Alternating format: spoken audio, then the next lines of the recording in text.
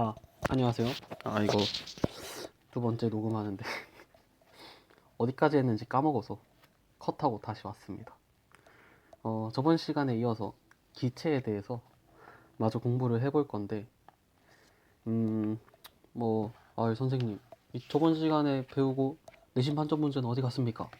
니들이 푸세요. 예, 저는 절대 귀찮아서가 아니고 여러분들이 풀어야 되는 거니까 제가 풀어주면 재미가 없죠.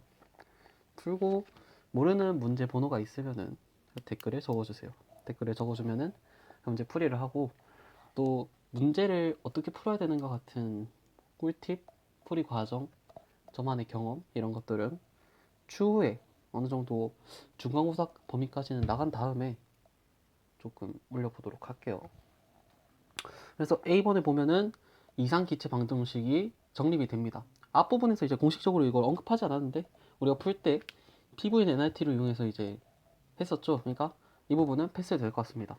그리고 나서 이제 기체상수라는 개념이 나오는데 뭐 한번 읽어보시고 그러니까 상수를 어떻게 구했냐를 보면은 이 기체에 대한 표준 상태에서부터 부피를 관측값을 사용하고 대입해서 나온 값이 0.08이더라. 그래서 사실 이거 외우는 건 중요하지 않고 나중에 문제에 제시가 되면은 R 자리에다가 이 숫자를 넣어서 계산을 해주면 됩니다. 그래서 뭐 읽어보세요 다들. 네. 그리고 이제 본격적으로 짜증나는 순간이 이제 시작이 되는데 기체 분자량과 뭐 밀도, 질량 이런 것들이 이제 PV는 NIT에서 조금씩 변형이 돼서 들어옵니다. 그러면은 언제 강조해도 이상하지 않은 PV는 NIT라는 공식을 다시 한번 새겨봅시다. PV는 NIT. 이게 있단 말이야. PV는 NIT. 근데 우리가 이제 분자량과 몰수의 관계를 알아봤잖아. 그러니까 분자량 곱하기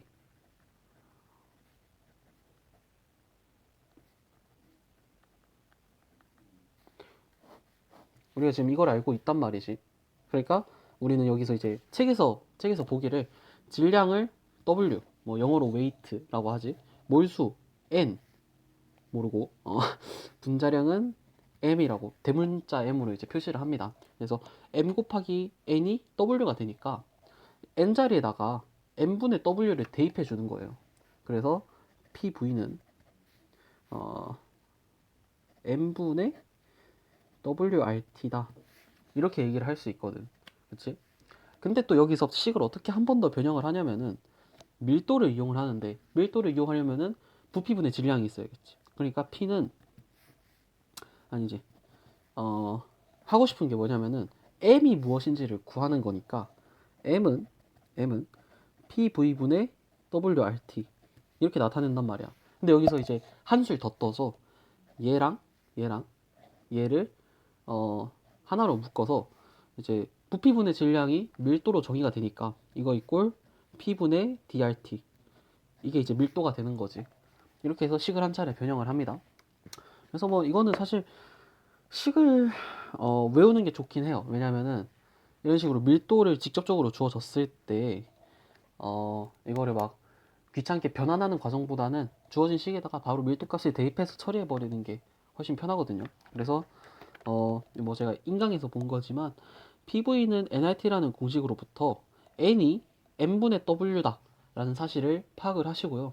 그 다음에 M을 넘겨서 PV는 WRT 그 다음에 V분의 W가 V분의 오메가가 이 W같이 생긴 거 이게 밀도다 라는 걸 확인을 해서 그 과정을 자연스럽게 파악을 하시면 어느샌가 외워져 있을 겁니다. 그래서 지금 이제 이상기체 방정식의 그 뭐라 해야 되냐 변형까지 알아봤고 그 다음에 이제 여기 이상기체와 실제 기체 관련한 내용이 나오는데 이게 제가 정확히 아는 내용이면은 조금 설명을 유창하게 해줄 수 있는데 솔직히 말해서 모릅니다. 뭔 말하는지. 저도 이쪽엔 관심이 없어가지고.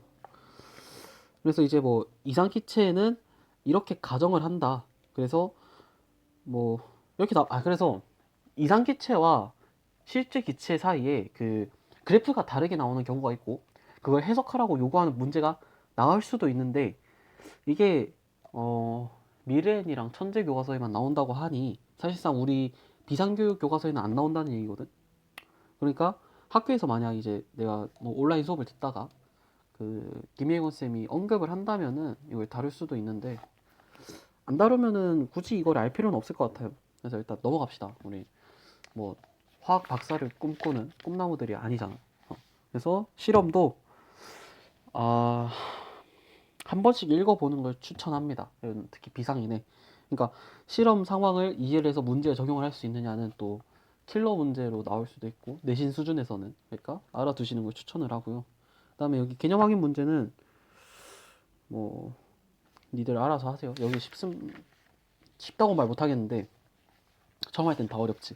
모르는 게 있으면은 현피를 까시던가 찾아오라는 뜻이지. 이제 찾아와서 질문을 해도 되고, 아니면은 댓글에 남겨주셔도 됩니다.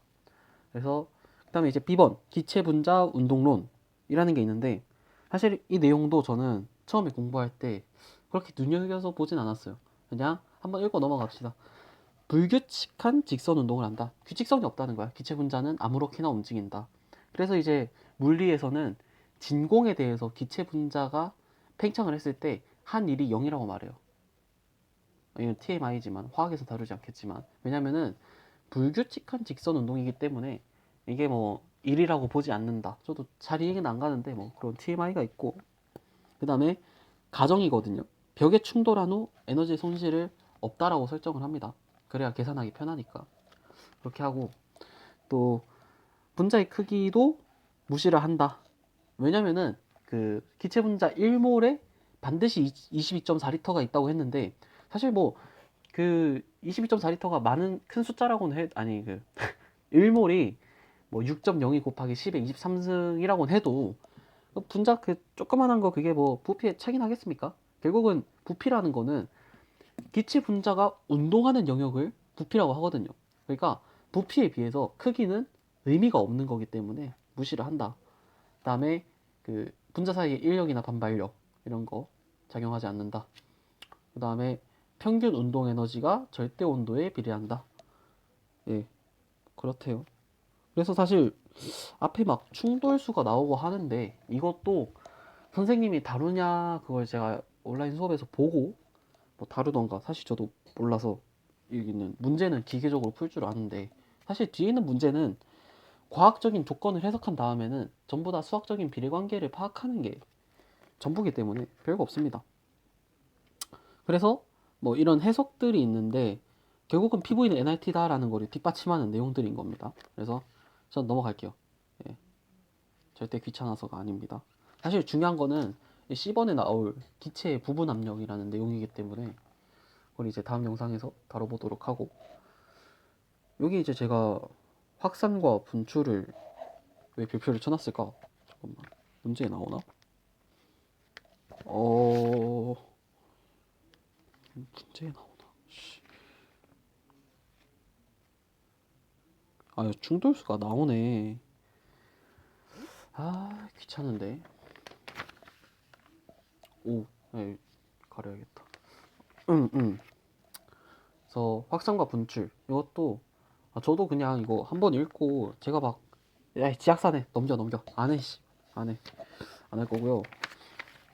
한번 끊고 이 부분 압력이라는, 이제 BV는 NIT라는 숫자 노름에서 빅엿을 하나 더 추가해주는 부분 압력에 대해서 다뤄보도록 합시다.